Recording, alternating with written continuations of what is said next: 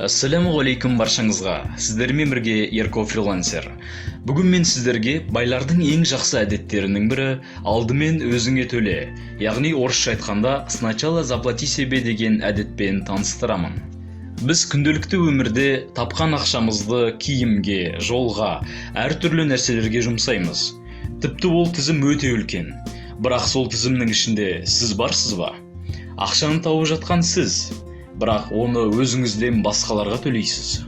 Өмірде неше түрлі сынақтар болады, немесе мүмкіндіктер терезесі болады.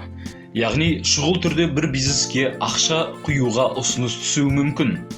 Бірақ сізде жиналған ақша жоқ. Себебі сначала заплати себе әдетін қолданбадыңыз.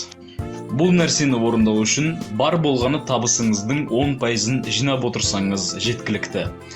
Кейбіреулер айту мүмкін: Ерко, сен бәрін жақсы айтып жатырсың, бірақ бізде жинауға ақша қалмайды, бәрі жұмсалып кетеді дерсіз. Бұның шешімі өте қарапайым. Сізге ақша түсе салысымен бірден, еш ойланбастан 10%-ын алып қоясыз. Маңызды емес, жастықтың астына болсын, басқа банк картаңызға болсын, бірден 10%-ын алып қоясыз. Сіз айтуыңыз мүмкін: табысымның 10%-ы өте күлкілі сумма деп. Ол ақшаға мен не істей аламын деуіңіз мүмкін.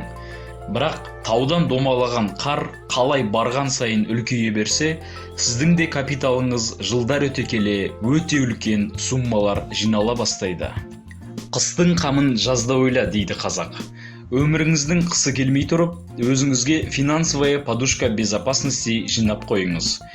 Бұл өз алдына жеке тақырып. Егер осы видео 10 лайк жинайтын болса, осы жайында видео түсіремін. Назарларыңызға рахмет. Видео ұнаса лайк басыңыз, ұнамаса да лайк басыңыз.